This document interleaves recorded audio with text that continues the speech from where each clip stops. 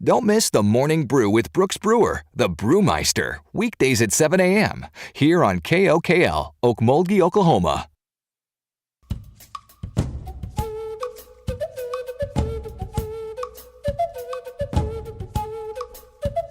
SJ, welcome to Mvskoke Radio, your weekly source for tribal and community news, interesting guests and discussions, plus a local events calendar.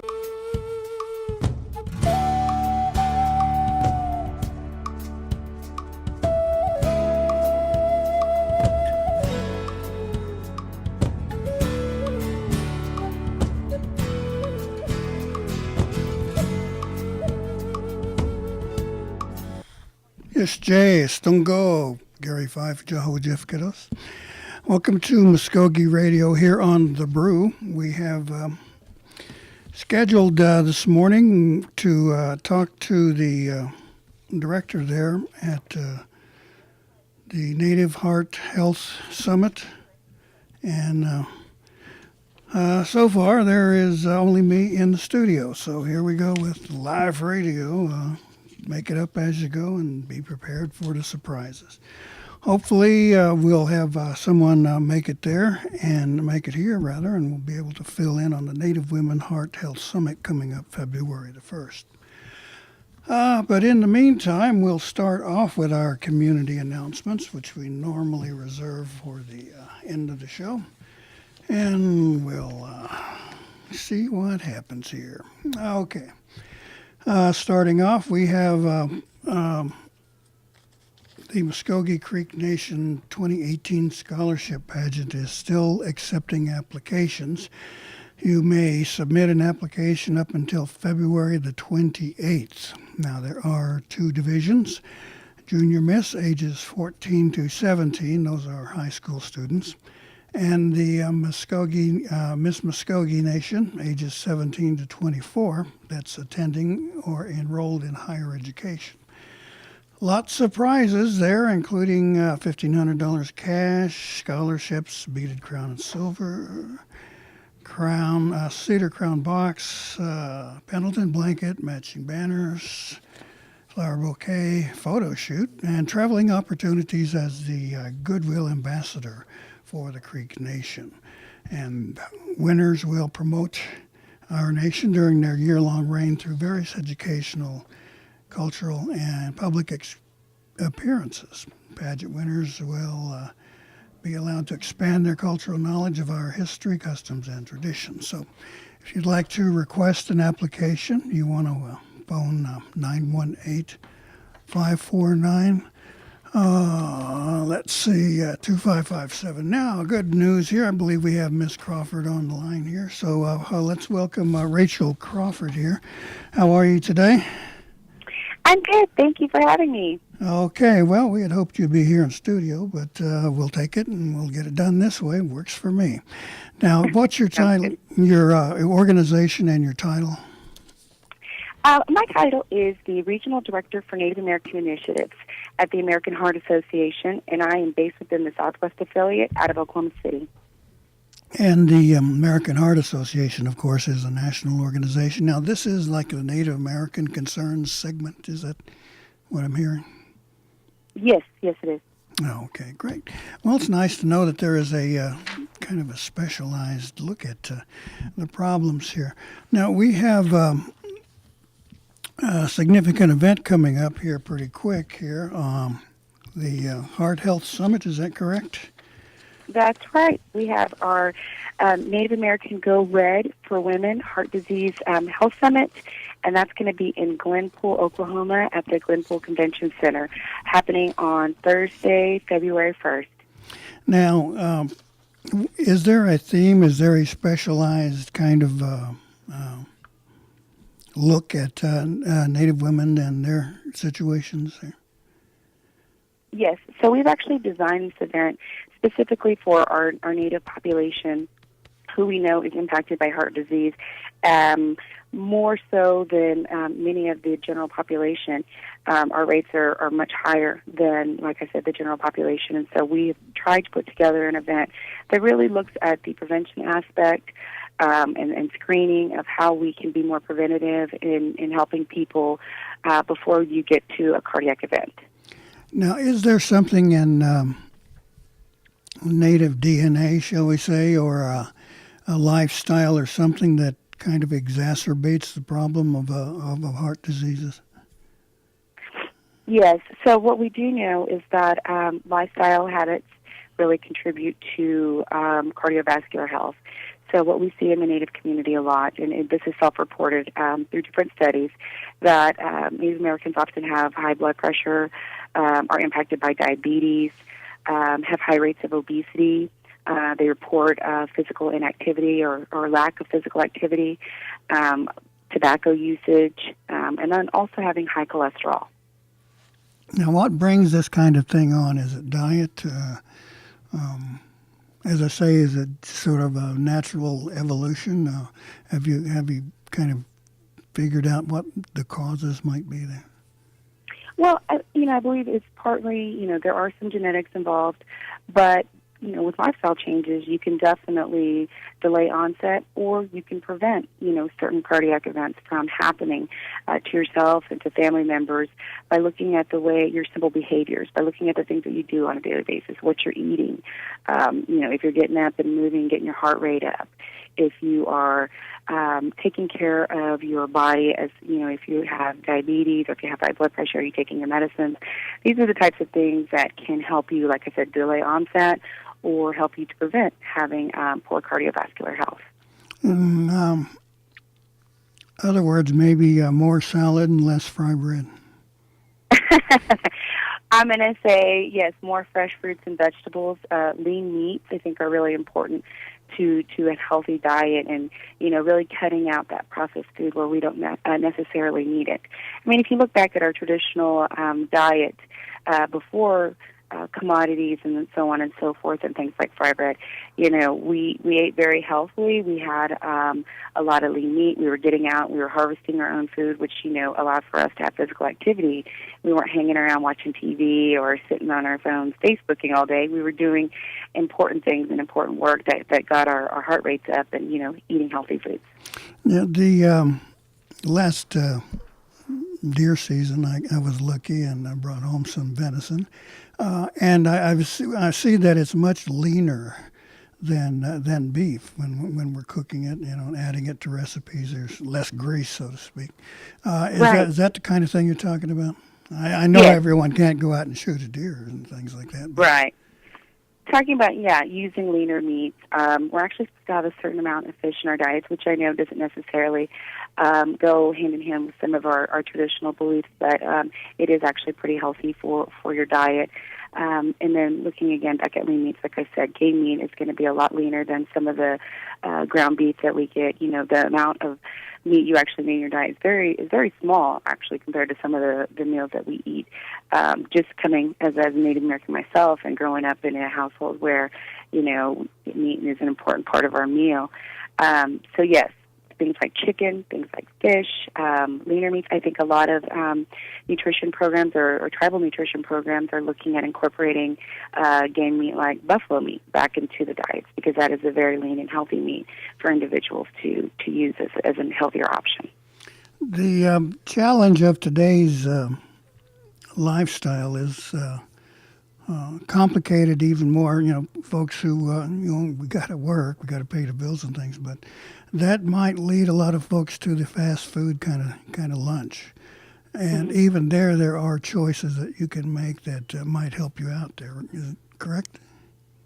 That is true. You can make healthier choices. I mean, as you'll notice, a lot of the restaurants, or even fast food restaurants, are posting the calorie counts on their meal types, but really looking at reducing, like the sauces and stuff like that in your meals. But another angle that you might look at this is really challenging yourself to make better choices during the week. So maybe doing meal prepping or strategizing on Sunday, putting your meals together for the week. Where are you going to take your lunch?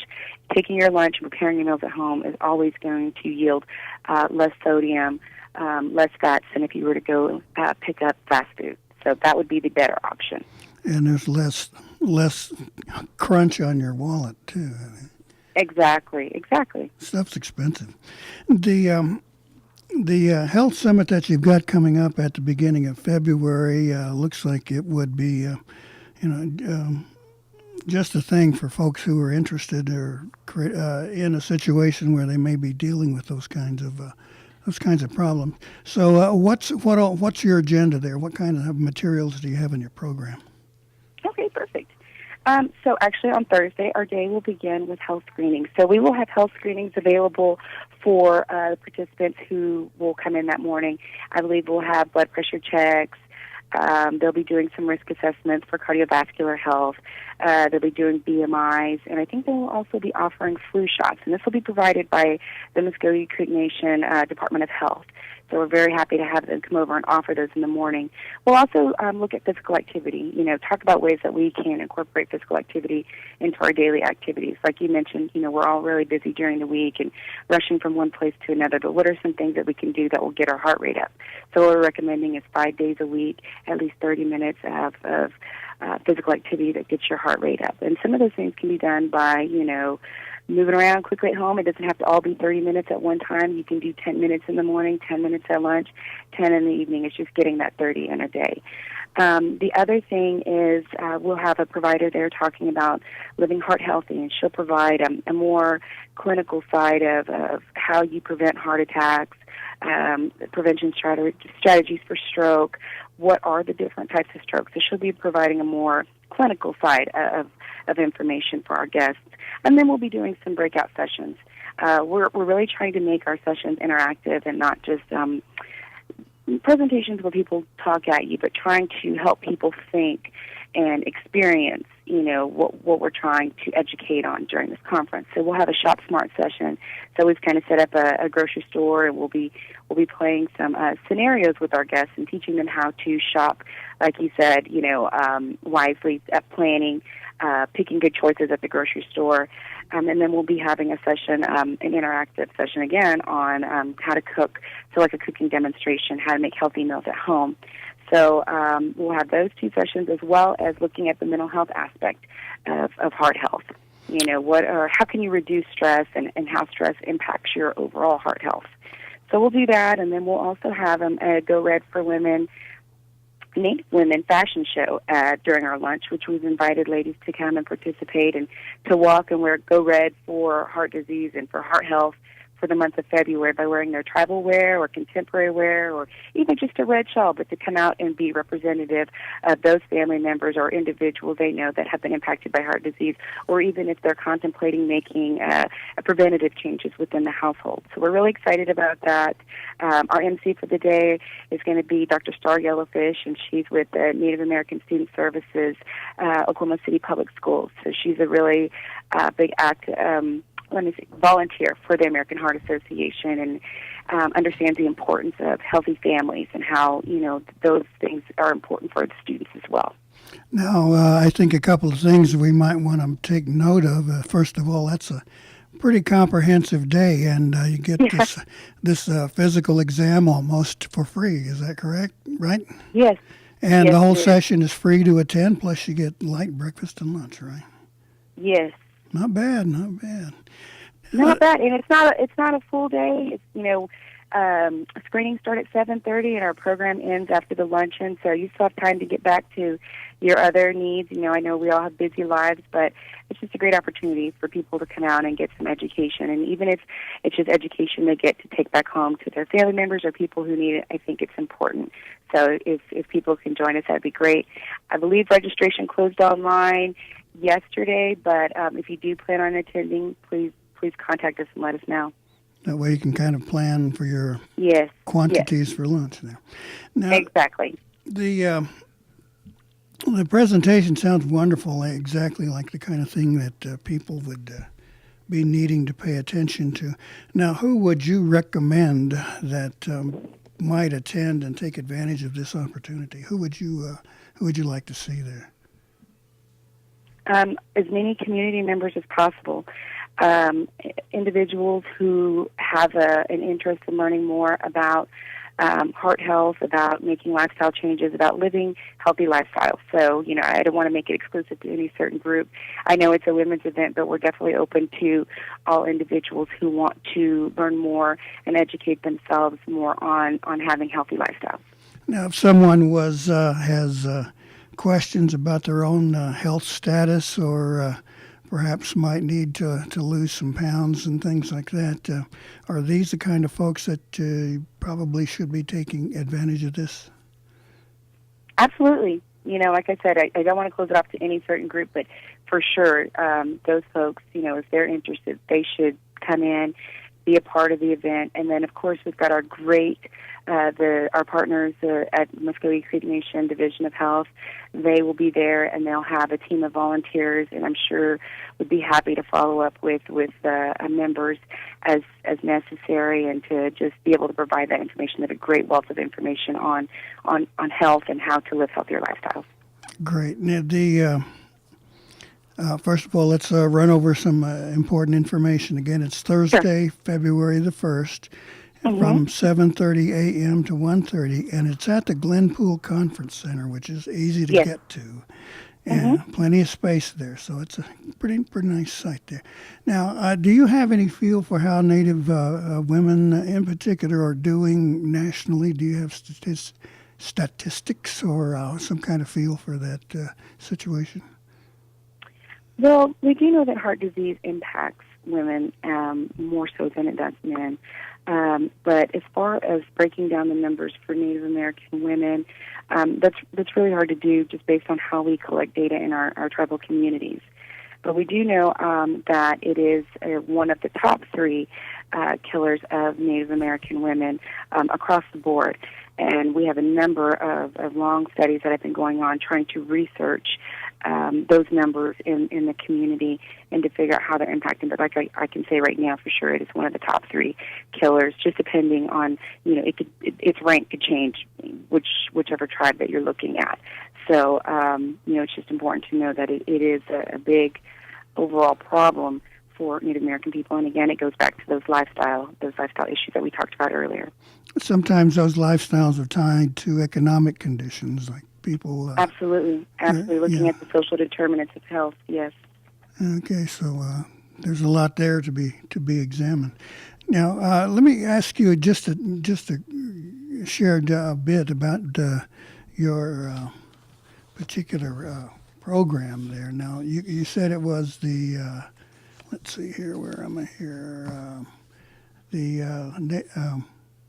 Native American focus for the Heart Association. Perhaps you can correct me there. What's that formal title again? Your regional Native American Initiatives. Yeah, there we are. Thank you. Now, what's that? What's that all about? So the AHA is really invested, especially in the Southwest affiliate, in looking at underserved populations who are impacted at higher rates with cardiovascular health issues. And so one of the target populations being Native Americans, of course, because we are impacted at higher rates, and Native Americans also die at younger ages than any other racial and ethnic group in the United States from heart disease. So with that being said, they really made an investment in putting together an initiative that serves the Native American population, both here in Oklahoma as well as in New Mexico. We're expanding that to also reach out to Colorado and Wyoming in the coming year. So putting together programming that's specific for Native American needs. So I've done a lot of programming around healthy eating. We've conducted community cooking classes there with our friends at the Mvskoke Creation Department of Health. We've done several other programs. We've hosted a tribal powwow, looking at drawing people in to talk about the importance, again, of heart health and how you can have healthier options, and then engaging them in physical activity. Coming out to dance and being active and encouraging people to get up moving. That goes back to that physical activity we talked about. We're also looking at, like you talked about, the whole environment of how where people live and how that impacts our cardiovascular health. Right now we're looking at community coalitions through collective impact, and looking at those social determinants of health in tribal communities, and what are some ways that we can come together with partnerships to start addressing those issues. Whether they're directly related to cardiovascular health, it will all in some way indirectly lead back to your heart health, because dealing with those lifestyle factors. So we're doing work in that regard as well. We've conducted a number of programs around blood pressure, looking at hypertension management. How can we help people start to take control of their blood pressure and get back to more normalized levels so that they can live a better lifestyle and have reduced risk for having a stroke or a heart attack. So those are some of the things we're doing right now, and I'm sure those things will continue to grow as we continue to expand our initiative here in the Southwest Affiliate. Wow, that's a ton of information. Now, I'm going to ask you to repeat some of that. Now, in bullet point form, Sure. If someone were curious about having to deal with some sort of heart disease, what kind of steps should they be taking in their daily lives, maybe to improve their health? Well, of course, there's those lifestyle changes, like I said. Those are things that you can modify. Those are behavior changes, things that individuals can modify on their own. I would definitely encourage them to reach out to their provider to put together a plan that works for them. Not everybody's the same, and they would definitely need that guidance from their healthcare provider. Okay, you're right. You got to know where you are to begin with, to know where you're going then. Exactly. Ms. Crawford, as we wrap this up, is there anything else that we haven't touched on or real important that you'd like to share with us? Or even repeat? Just if they haven't signed up for the conference, I know registration's closed, but you can reach us. You can call me at 405-593-6931, or you can contact my email, which is Rachel, RACHEL, Crawford, CRAWFORD, @heart.org. If you're interested in signing up for that, please contact us as soon as possible. We are getting our food count in. I want to make sure we're able to meet the needs of the people tomorrow. But they can always reach me at my email for more information. We have a lot of handouts and just information to share with people if they're interested. But like I said, the first place to start is to reach out to their provider and find out where they are with their cardiovascular health, and then take those steps provided with the plan that they are able to get with their provider, primary care provider. Right. Now, once again, that's Go Red for Native Women Heart Health Summit coming up tomorrow, February the 1st, at the Glenpool Conference Center, which is pretty easy to find. Just find Walmart. Absolutely. Check it out. Yes, but please register. Yes, please, so they can handle the food. All right, Ms. Crawford, thank you so much. We appreciate you taking time to fill us in this morning. We hope you have a lot of success and a lot of attendance there, and we'll keep an eye on this subject, and who knows, we may give you a buzz back in the future here. That sounds great. Thank you so much for having me today. Okay, thank you, Ms. Crawford. Now, we'll be taking a break here, a couple of minutes, and then we'll be back with our famous co-host, Mr. Darren DeLon. He's going to talk with Phil Gover about a charter school. Now, what is a charter school and what good will it do us? But they'll be sharing that information, so please stay with us here on Mvskoke Radio here on The Brew. I started doing it when I was 11. I wanted to be just like my big brother. And some of my friends were already doing it. We got hooked fast. I just can't get enough. I'm Jacob, and I'm addicted to playing the drums. There's lots of stuff that makes it cool to be Native. Doing meth isn't one of them. Find something better to do. Check out ncai.org. A message from the Partnership for a Drug-Free America and the National Congress of American Indians. Who am I? Am I Indian? Just 'cause I'm a girl from the res, don't make things up about me. What if I move away? Then who am I? Some kids try meth just to escape. But then I think about my grandma, my little brother, my beadwork, my poetry, and I think, I like who I am. And I know meth is not for me. Check out ncai.org, a message from the Partnership for a Drug-Free America and the National Congress of American Indians. Welcome back to Mvskoke Radio. This is Darren DeLon. Sorry for my tardiness, everyone.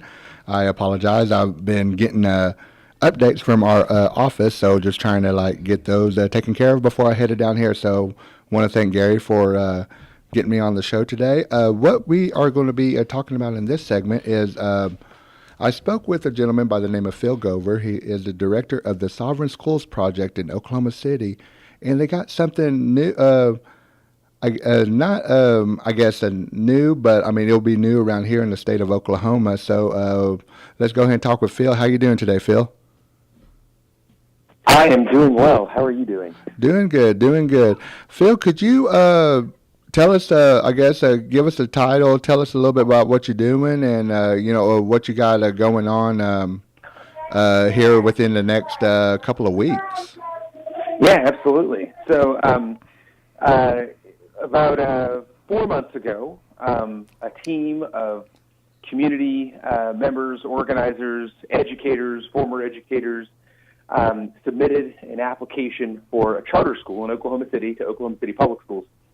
That charter school is designed specifically with, in direct partnership with the Native community, the indigenous community in Oklahoma City. Mm-hmm. And our proposal is for a school, a middle high school, starting with grades 6 and 9, that would, I think, have a pretty unique take on sort of college preparatory education. And I think sort of the crux of what we're proposing is, I think, really delivering an education to indigenous students, but also non-indigenous students that I think centers indigenous and native people's experiences and ideas. So taking native folks out of the social studies or history classroom, and and putting them in the science classroom, putting it in our literature classroom, putting it in our math classes, and kind of a really new way to think about how we educate kids, and all with the goal in mind. I think of I think really creating graduating students and indigenous students in particular who are well prepared to defend our nation, defend our rights, protect our sovereignty. Good. Phil, before I go into my next set of questions, I know a lot of people know they'll get kind of mixed up, the difference between like a private school, charter schools, public schools. Could you tell us a little bit what a charter school is? Absolutely, yeah. So this is really common, and I think charter schools have been in the news a lot the last year. So mm-hmm.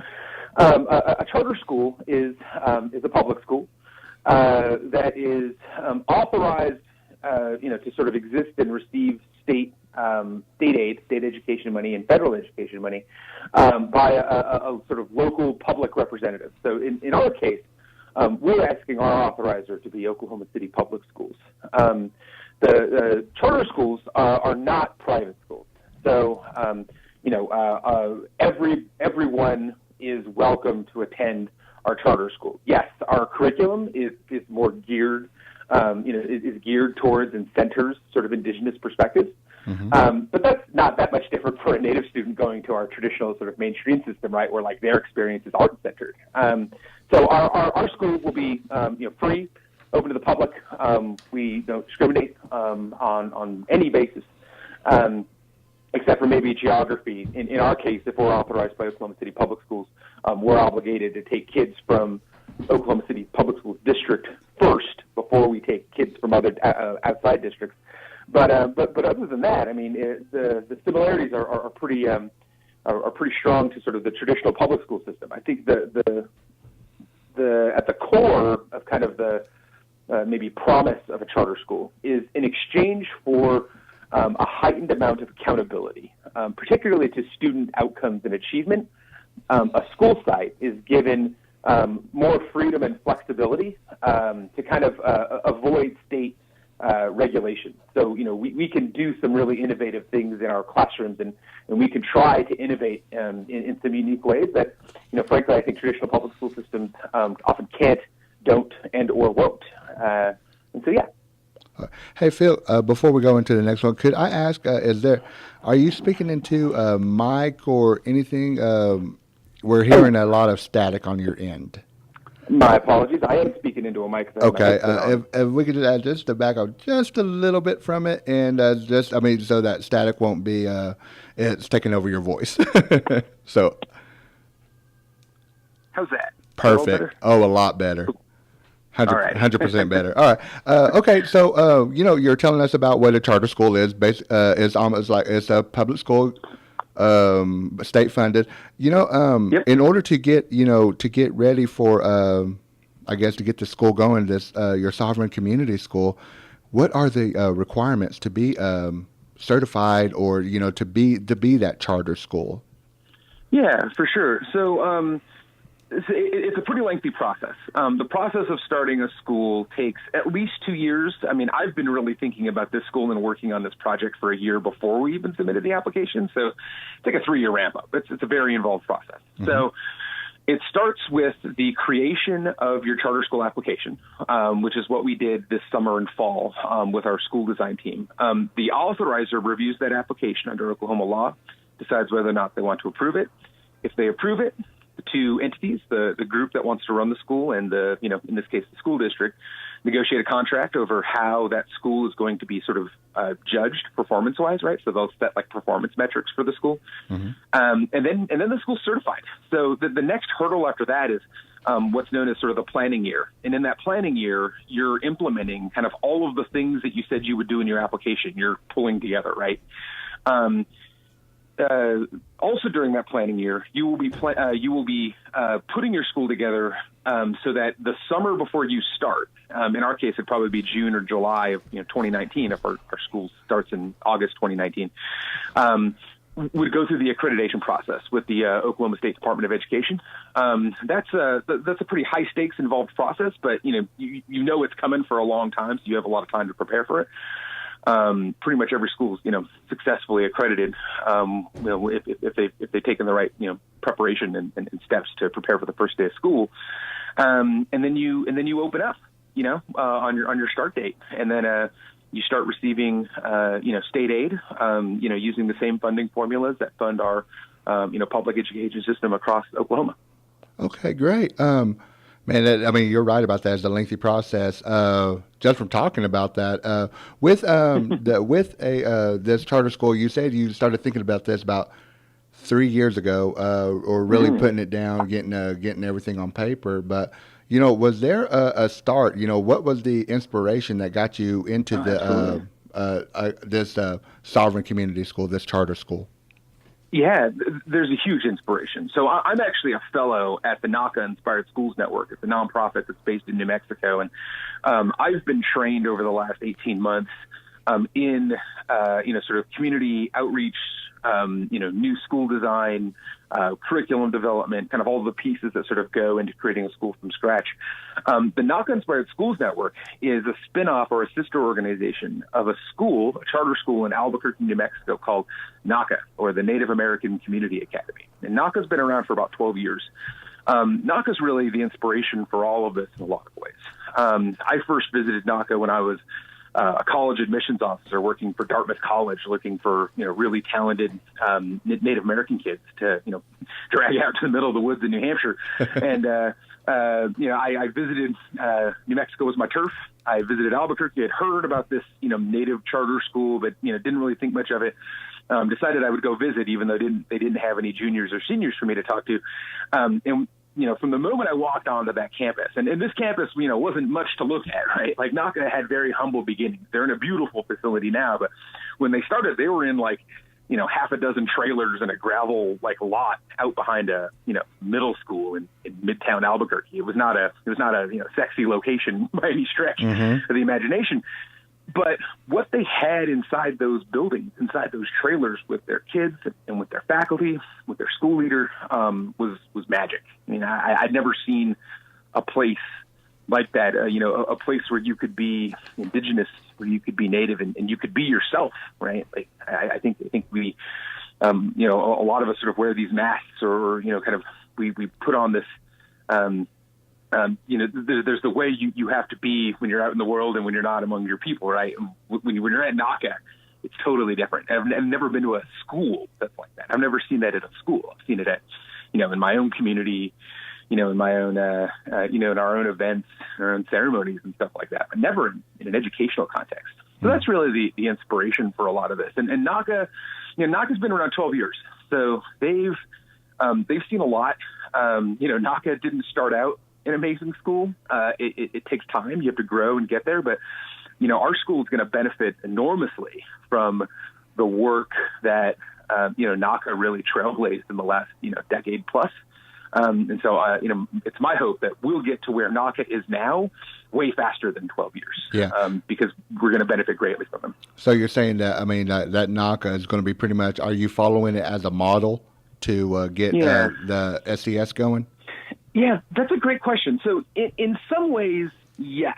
I would say there's going to be some similarities between the program at NACA, if any of the listeners are familiar with that school, and what we're going to do in Oklahoma City, but not exactly. The idea behind the NACA-inspired schools network isn't to really create, clones of, NACA. I think the founder, Kara Bobroff, she's a Navajo woman, she, had this epiphany that I think is really cool, but also very intuitive, which is this idea that, schools have a context, right? They're rooted in a community. And so schools should be serving community needs. And so when people visit NACA and they say, oh, we really need NACA in my town, what they really mean from Kara's perspective isn't that they want NACA. They don't want to clone NACA and move it to Oklahoma City or Tulsa or Minneapolis or wherever, right?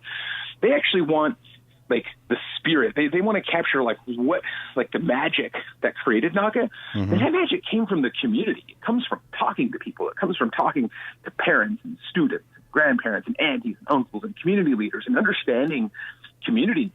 And in Kara's case, right, she really cared about the Native community in Albuquerque. So that's the school. That's the community for which she designed the school. But you can take these ideas about community-led design and apply them to any community, right? It doesn't have to be the indigenous community. It could be rural communities. It could be, the African-American community on the northeast side of Oklahoma City. You can imagine a lot of ways to kind of capture that spirit, but it's a pretty different way to think about creating schools. In our system nowadays, I think a lot of people, especially when they hear the word charter school, I think of charter schools as being dropped on communities, right? And then they're, some are good, some are bad, but mostly people just sort of, these schools just sort of move into neighborhoods and communities and they can kind of tear at the fabric of that a little bit. I think the way we approach education schooling, I think ensures, or hopefully ensures, that doesn't happen, that we really focus and are very attentive to community needs, and kind of hone in, on fixing them and thinking of schooling as a place where communities can go and heal. Wow. Okay. With Oklahoma City, I'm not even sure of the number of schools that they have. They're both public and private and, chartered, everything like that. But I know Oklahoma City is very diverse with Native American tribes.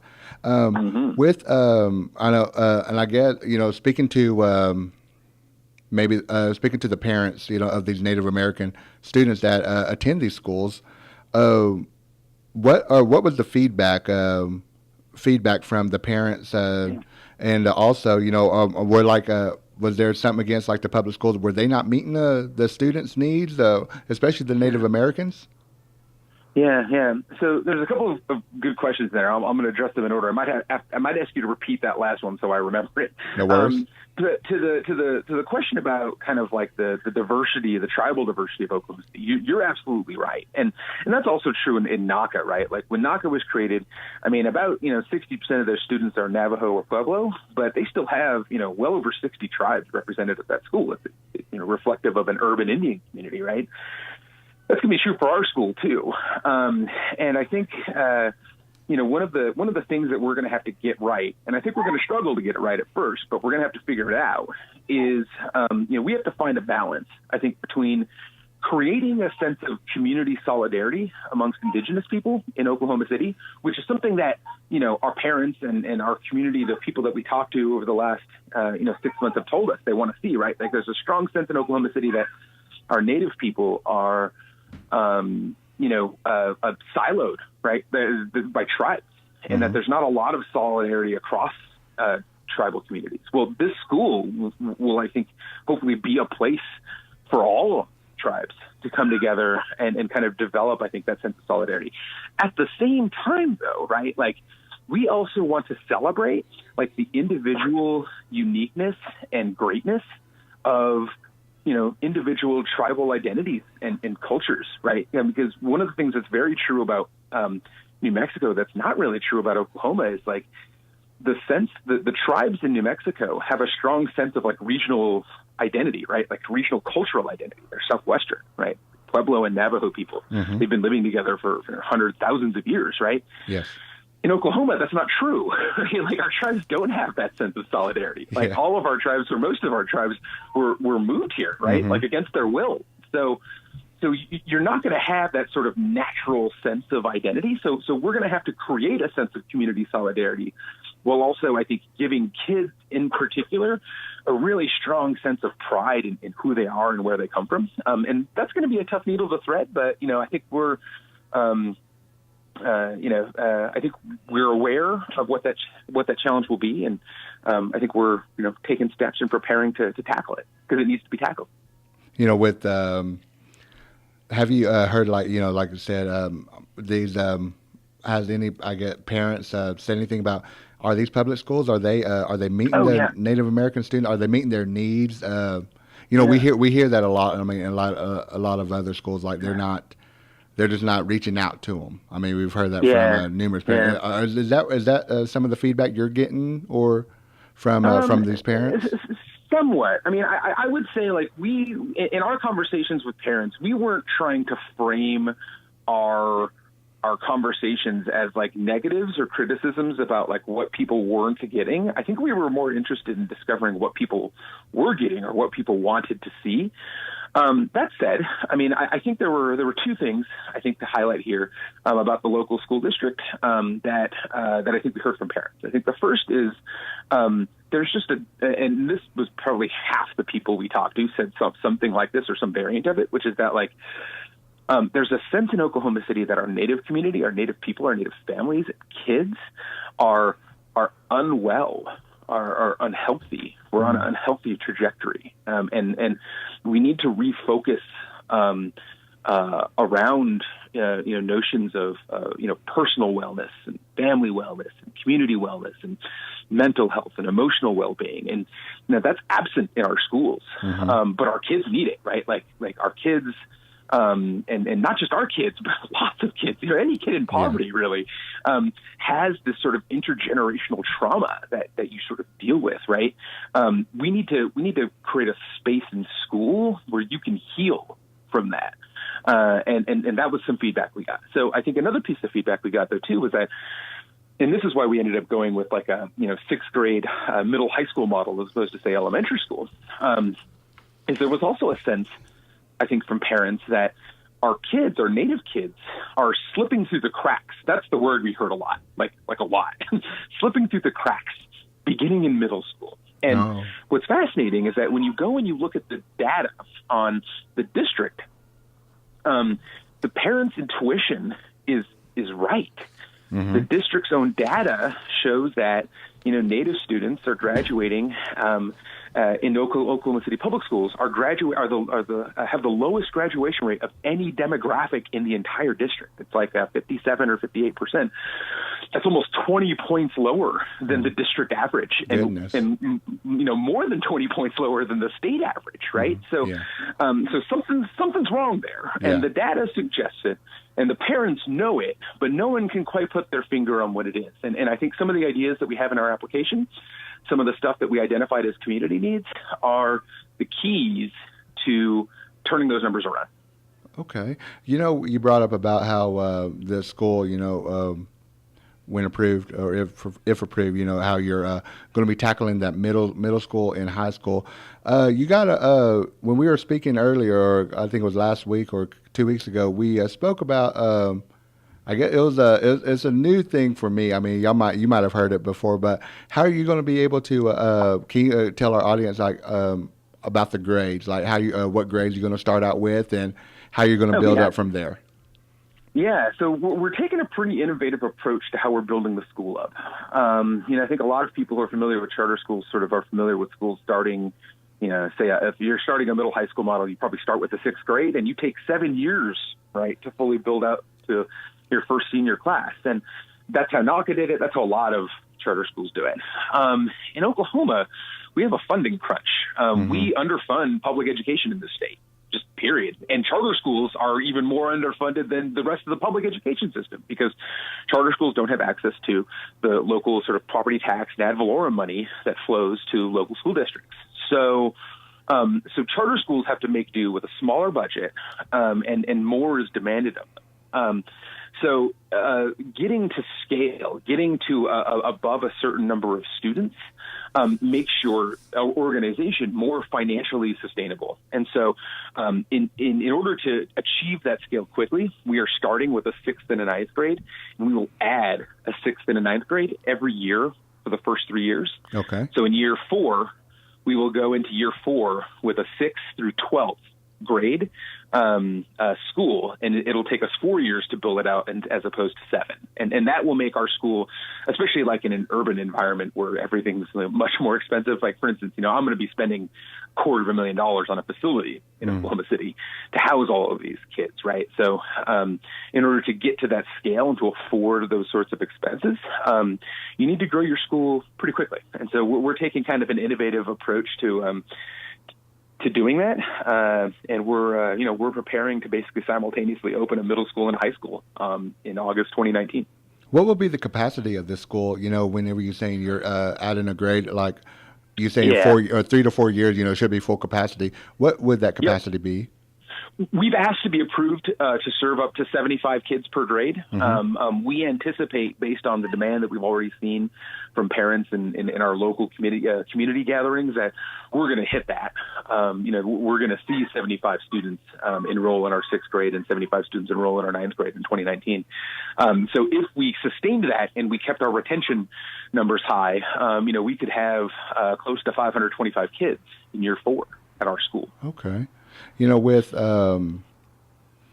Oklahoma City, it's kind of, in a way similar to Tulsa. You got the surrounding communities such as Broken Arrow, Sand Springs, Owasso. Yep. Same with Oklahoma City. You got War Acres, Bethany, Moore, and South, all Norman. That's not that far away.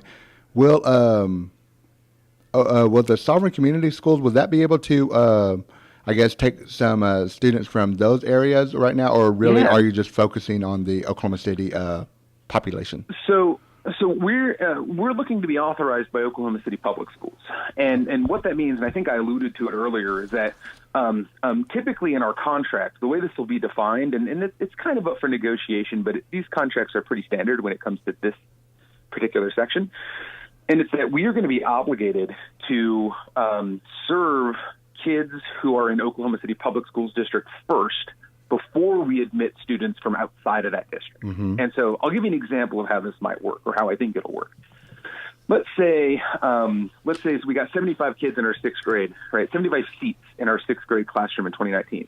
Let's say 50 of those seats, we get 50 applications for enrollment from kids and families who are in Oklahoma City Public Schools, and we get 40 applications from kids and parents and families who live outside of Oklahoma City Public Schools. Well, we're going to admit all 50 of those kids from Oklahoma City, like they have seats.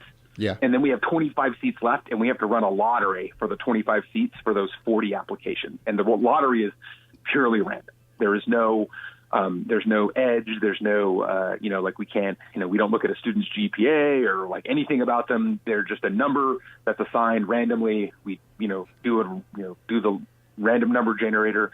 The numbers come up, and those are the kids that get seats.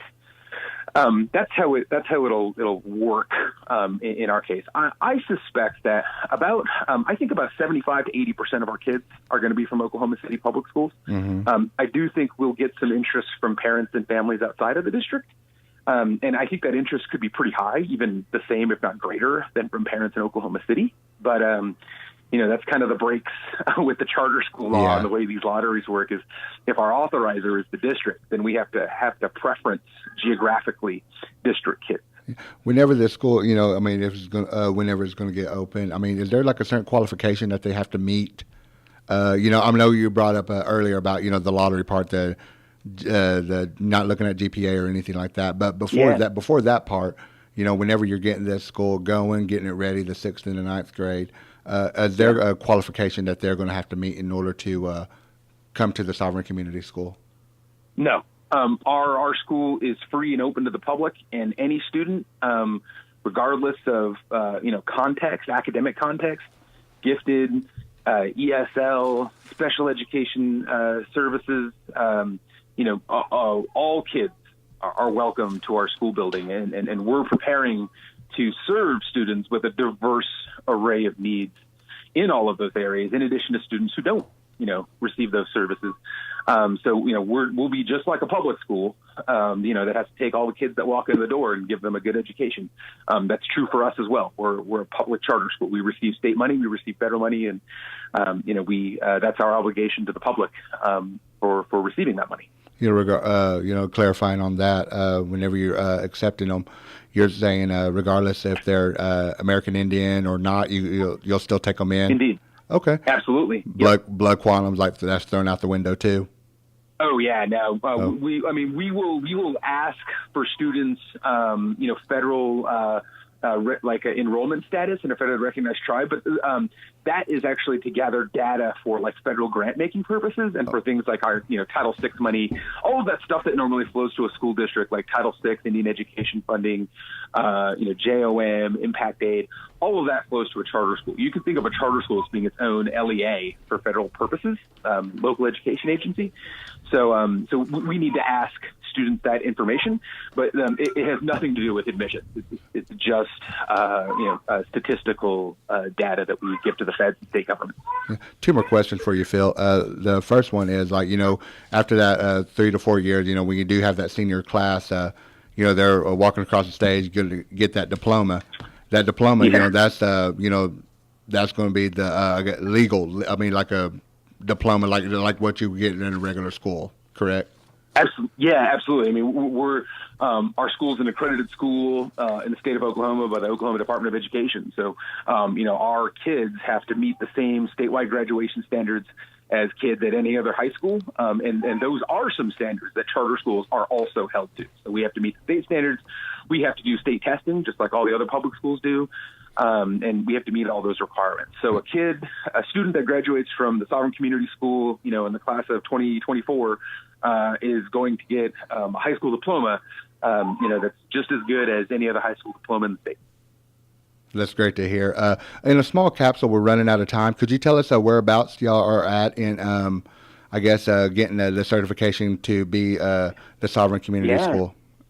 So we have a big day coming up, February 12th, Monday, 5:30 is the Oklahoma City Public Schools Public School Board. I imagine it'll be kind of a packed, crazy house. As some of you might know, the Oklahoma City Public School Superintendent resigned yesterday. Yeah. So there's some high drama going around the city and education circles at the moment. But the district has to vote on our application at the meeting on the 12th. So February 12th, we're going to get our first response. If the district says no, we get to appeal. They get a month to reply to our appeal. If they say no a second time, we can appeal to the State Board of Education, and the State Board of Education can overrule the City School Board and grant us approval, on the strength of our application and community support. Oh, great to hear. Please keep us in the loop on how everything's going with that. Absolutely. I want to thank you very much, Phil, for being on the radio show today to be able to talk about the Sovereign Community School and what you're wanting it to do and what you're wanting it to be. So, Phil Gover, thank you very much, and please enjoy the rest of your day. My pleasure. Thanks for having me. Have a good one. And, of course, that was Phil Gover. We're going to go ahead and get into our announcements. Is that right, Gary? That's right. The first one here is a repeat of the one we started at the top of the show. Of course, just a quick reminder that if you're interested in the 2018 scholarship pageant for the Mvskoke Creek Nation, applications are being accepted until February the 28th. And if you're interested, you can request an application. Give them a call at 918-549-2557. We got a resource baby shower hosted by the Mvskoke Creek Nation Tribal Child and Youth Coalition. February 27th from 5:30 to 7:30 at the Mvskoke Dome in the Claude Cox Omniplex. For more information, please contact 918-732-7600. That's the annual Isduce Fest, isn't it? I think so, yes. Yeah, okay, great. Might want to check that one out. The principal chief of the Mvskoke Creek Nation has proclaimed that the first Saturday of April will be recognized as National Day of Prayer.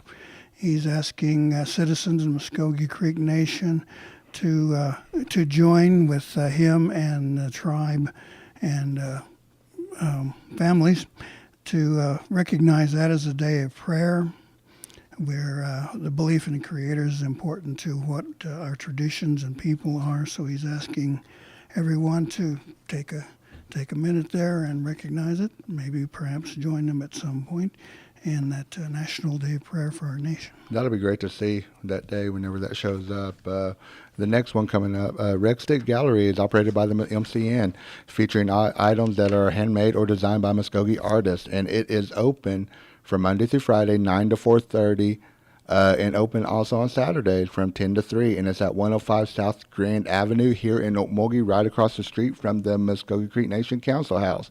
I do not have a number, Gary, so I think if we can find that, we might want to make that known on the next announcement. We certainly will, but if you're interested, just come to the council house and look around. There it is.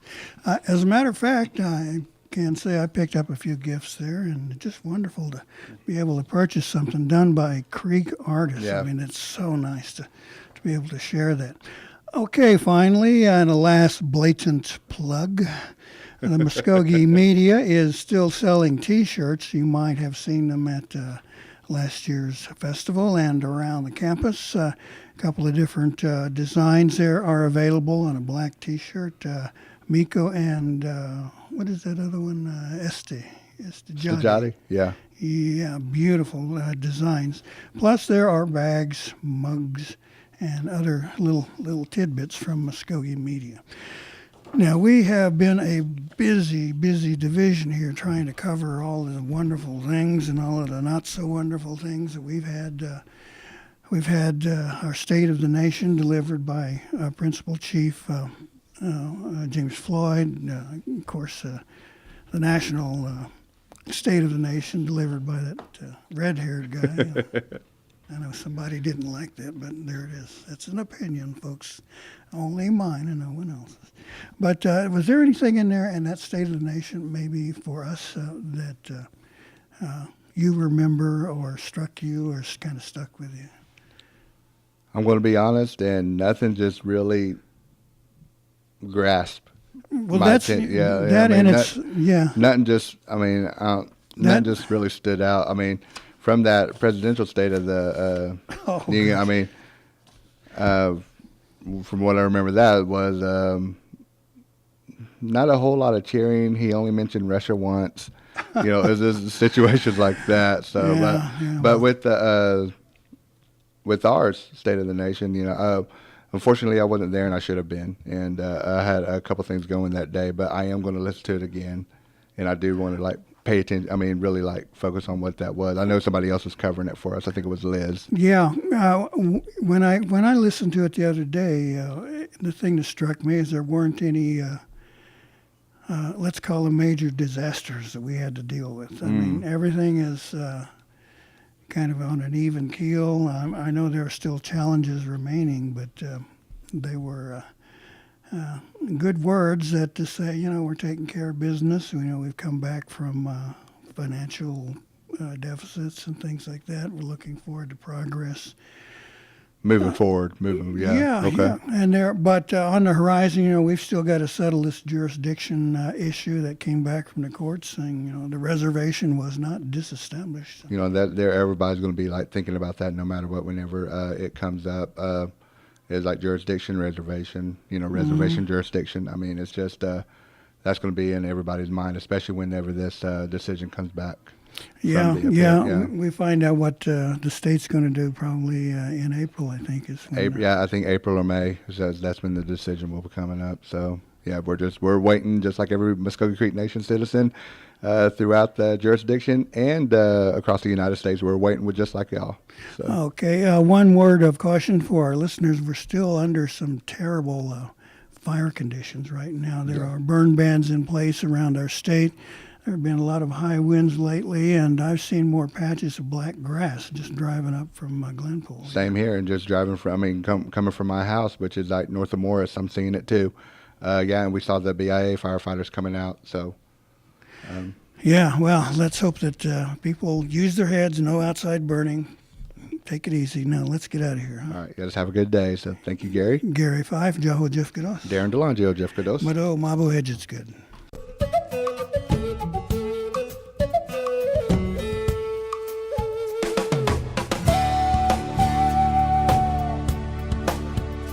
You've been listening to Mvskoke Radio. Join us again next week for more local. Listen to The tribal, Brew and for the best community classic news hits of and the 60s, 70s, and 80s. KOKL, Okmulgee, Oklahoma.